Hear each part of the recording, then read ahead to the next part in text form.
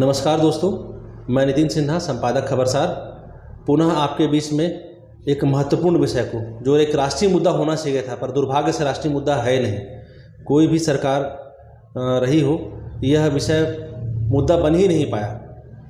आपने देखा होगा, वर्ष 2013 से देश में राष्ट्रवाद की एक आंधी बह रही है। यह आंधी सीधे तौर पे वर्ष 2011 से देश के नागरिकों में भावना बन करके सामने आई और यह जन भावना बनी और देश में पिछले 10 सालों से सत्ता पे रही कांग्रेस सरकार को सत्ता से बाहर किया और नई सरकार, राष्ट्रवादी सरकार सत्तारूढ़ हुई। नरेंद्र मोदी जी जिसके नायक हुए और हमारे प्रधानमंत्री बने। तो यह विषय जो है इसलिए राष्ट्रीय मुद्दा होना चाहिए क्योंकि यह सीधे तौर पे हमारे जवानों से जुड़ा हुआ मुद्दा है, मसला है। इस विषय पे कभी कोई चर्चा होती ही नहीं और डिबेट होते भी हैं, लोगों से बातचीत भी होती है, तो वो बात जो है सरकार तक पहुंच नहीं पाती है। पहुंचती तो सरकार उस तरफ ध्यान देना नहीं चाहती है। सबसे पहली बात मैं ये कहना चाहूँगा कि जवानों के बीच में आत्महत्या की जो संख्या बढ़ रही है वो इतनी चिंतनीय है कि आप सोच भी नहीं सकते हैं कि हमारे बीच में, हमारे आसपास रहने वाले लोगों के बीच में या हमारी सुरक्षा में लगे हुए लोगों के बीच में से हर तीसरे दिन में एक जवान आत्महत्या कर लेता है। वैसा ही एक विषय है जवानों की नौकरी छोड़ना। जवान सरकारी सिस्टम से इतना रुष्ट हो चुके हैं कि बड़ी संख्या में नौकरी छोड़ रहे हैं। आप कल्पना नहीं करेंगे, बीते 5 सालों में 53,000 से अधिक जवानों ने नौकरी छोड़ दी है। ये इसलिए राष्ट्रीय मुद्दा होना चाहिए क्योंकि सीधे यह विषय जो है राष्ट्रीय सुरक्षा से जुड़ा हुआ है, देश की सुरक्षा से जुड़ा हुआ है, लेकिन परिचर्चा से गायब है। आप और हम कभी इस विषय पर चर्चा नहीं करना चाहते। यदि कोई जवान किसी लड़ाई में या किसी नक्सली हमले में शहीद होता है तो हम उस जवान के शव यात्रा में निकलते हैं, सेल्फी खींच लेते हैं, फ़ोटो खिंचवाते हैं और देशभक्ति के नारे लगाते हैं और हमारी भावनाएं वहीं जवान की चिता के साथ में जलकर ख़त्म हो जाती है और वापस हम उसी ढर्रे पर वापस आ जाते हैं जहाँ विषयों को हम दरकिनार करते हैं। जब हम दरकिनार करेंगे तो निश्चित तौर पर हमारी सरकार भी दरकिनार विषयों को करेगी और यह जो समस्या है वो दिन प्रतिदिन गंभीर होती जाती जाएगी। तो दोस्तों, मैं आपके बीच में इस विषय को लेकर के आया हूँ कि यदि हो सकता है तो अपने बातचीत में, आपसी बातचीत में आप लोग इस महत्वपूर्ण विषय पर चर्चा कीजिए कि जवान इतनी संख्या में आत्महत्या क्यों कर रहे हैं। हमारी सुरक्षा में लगे जवानों की संख्या पहले ही काफ़ी है। आज देश की आबादी 140 करोड़ है और देश में सुरक्षा बलों की संख्या जो है वो तकरीबन 20 लाख है। अब आप ये हिसाब लगाइए कि 140 करोड़ आबादी के लिए क्या 20 लाख सुरक्षाकर्मी पर्याप्त है? इससे देश की और हमारी देश की आंतरिक सुरक्षा और हमारी सुरक्षा और देश की सीमाओं की सुरक्षा संभव हो पाएगी? शायद आपको जानकर आश्चर्य होगा कि नहीं, देश में सुरक्षा बलों की और सैनिकों की आवश्यकता काफ़ी बड़ी है और सुरक्षा को ध्यान में रखते हुए एक एक जवान की जान और एक एक जवान का सेवा में बने रहना बहुत महत्वपूर्ण विषय है। लेकिन काफ़ी प्रयासों के बाद भी न तो देश की कोई राज्य सरकार, न ही देश की केंद्रीय सरकार इस विषय को राष्ट्रीय मुद्दा बनाते हुए इसके समाधान की तरफ कोई प्रयास करती दिख रही है। ऐसे में यह जरूरी हो जाता है कि हम पत्रकार अपनी जिम्मेदारी संभालें और इस जिम्मेदारी को निभाते हुए सरकार के सामने इस राष्ट्रीय समस्या को लेकर के आएँ और ये बताएं कि नहीं, अब आपको इस तरफ पहल करना अनिवार्य है, आपको इस तरफ पहल करना ही पड़ेगा। सरकार की एक नैतिक जिम्मेदारी यह होती है कि देश की सुरक्षा को लेकर किसी भी विषय में समझौता ना किया जाए और ख़ास करके जवानों की जान को लेकर के तो बिल्कुल भी कोई संभावनाएं जो बचती ही नहीं समझौते की कि या उनमें कोई समझौता किया जाए या उनको किनारे कर दिया जाए। तो जवानों की आत्महत्या को लेकर सरकार को कुछ ना कुछ करना ही पड़ेगा। ये समय ऐसा आ चुका है। अब तक जो भी प्रयास हुए हैं वो कागजी हुए हैं। जवानों में मेडिटेशन की बात सरकार कहती है, छुट्टी देने की बात कहती है कि हम जवानों की छुट्टी बढ़ा देंगे, पेंशन की बात नहीं कहती। जवानों की छुट्टी जो कागजों में होती है वो यथार्थ में जवानों को छुट्टी नहीं मिलती क्योंकि बल की कमी है।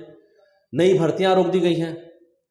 नई भर्तियां सरकार, आप देखेंगे कि 2013 से जब से नरेंद्र मोदी सत्ता में आए हैं तब से लेकर के 2023 तक 10 साल का जो अंतराल है, इसमें केंद्रीय सशस्त्र बलों में भर्ती नहीं के बराबर की गई है या भर्ती को पूरी तरीके से रोक दिया गया है, जिसके कारण बल में जवानों की संख्या जो कम हो रही है। ऐसे में यदि जवान आत्महत्या करते हैं तो निश्चित तौर पे राष्ट्रीय सुरक्षा की बात आती है और उसको इस तरफ गंभीरता से ध्यान दिया जाना जरूरी है।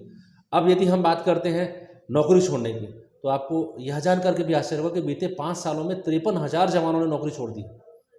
आत्महत्या का आंकड़ा तो इतना गंभीर है कि आपको मैं बता ही नहीं सकता कि 10 सालों में आप विश्वास करेंगे तो 10 सालों में 1092 जवान जो है अपनी जान दे चुके हैं, आत्महत्या कर चुके हैं।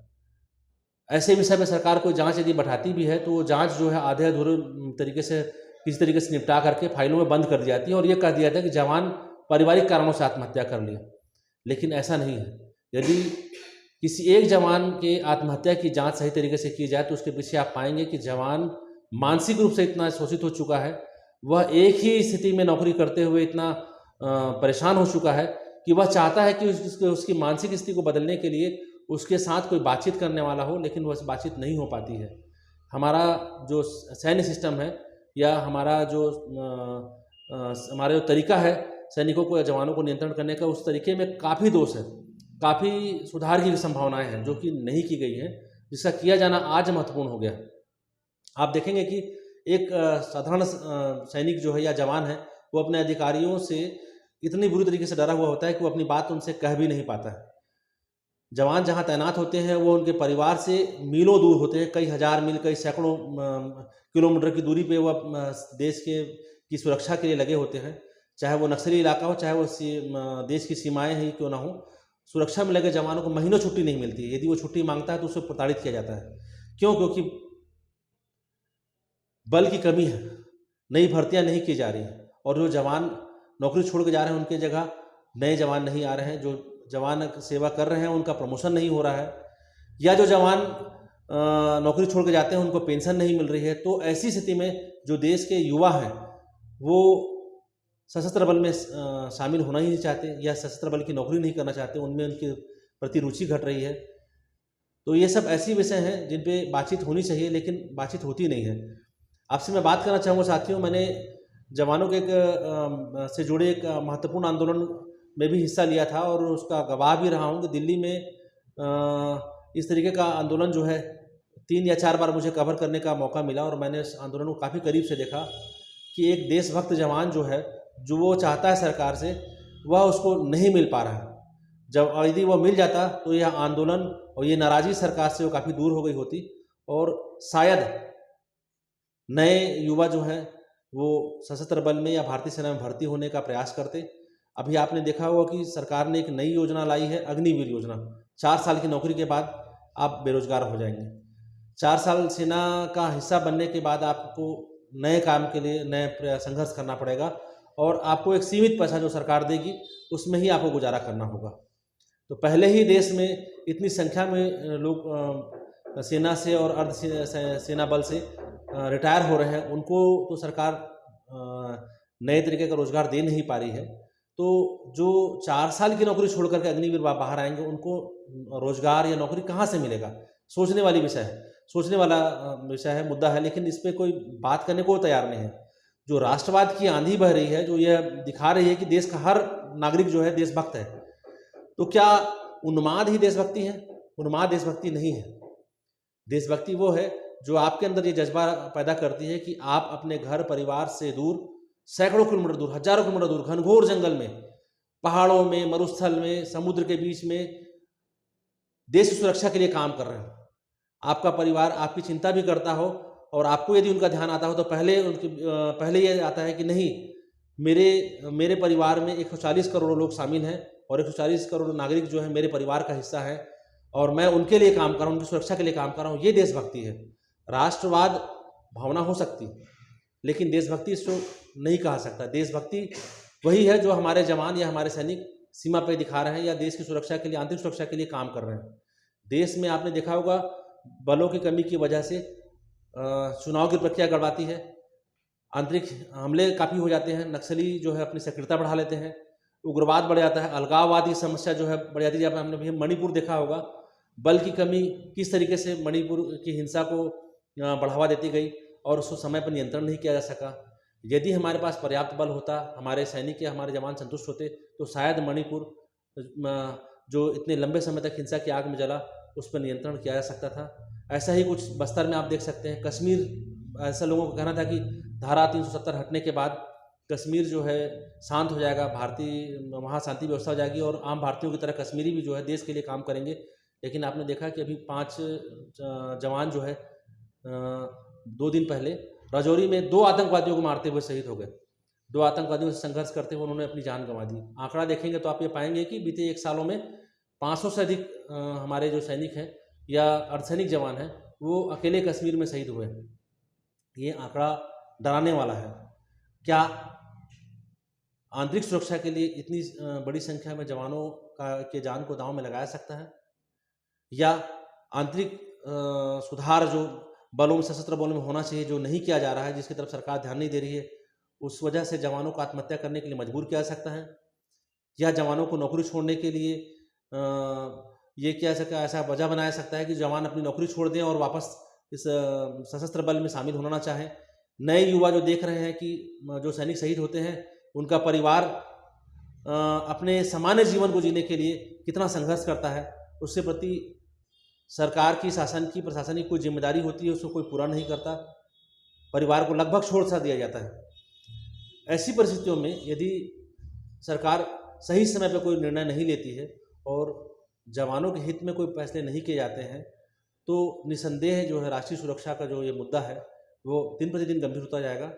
साथियों, मैं चाहता हूँ कि अगर आपके अगल बगल में, आपके आसपास में आपसे जुड़ा हुआ कोई व्यक्ति या कोई युवा जो भारतीय सेना का या भारतीय अर्धसैनिक बल का हिस्सा है और उसके मन में ऐसा कोई ख्याल आ रहा हो कि मैं सिस्टम से परेशान हो चुका हूँ और मुझे अब आत्महत्या कर लेनी चाहिए, तो कृपया उससे बातचीत कीजिए, उसकी समस्याओं को समझिए, उसे मौका दीजिए, उसे समझाइए कि नहीं, आत्महत्या एकमात्र विकल्प नहीं है या नौकरी छोड़ देना एकमात्र विकल्प नहीं है।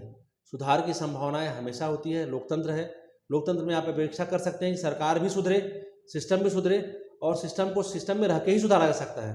सरकार से बातचीत की जा सकती है, प्रतिनिधिमंडल भी जा सकता है और ये प्रक्रिया हो सकता है कि यह प्रक्रिया लंबी हो, लेकिन इसका परिणाम आएगा। दोस्तों, मैं इस विषय पे दोबारा आपसे चर्चा करने आऊँगा और हो सकता है कि ऐसे किसी विशेषज्ञ के साथ बैठूं जो अर्धसैनिक बल का या भारतीय सेना का हिस्सा हो और मेरी और उनके बीच की परिचर्चा आपके बीच में अपने राय के साथ रखूंगा।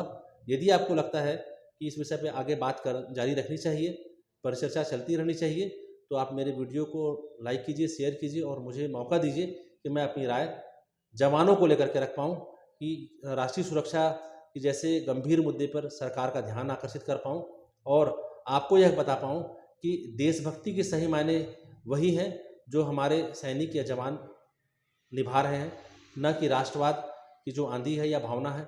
यह देशभक्ति का आधार हो सकता है, देशभक्ति नहीं कही जा सकती है। तो कृपया अपने जवानों के लिए खड़े होइए, बातचीत कीजिए, चर्चा कीजिए और मेरे साथ जुड़े रहिए। नमस्कार, मैं नितिन सिन्हा।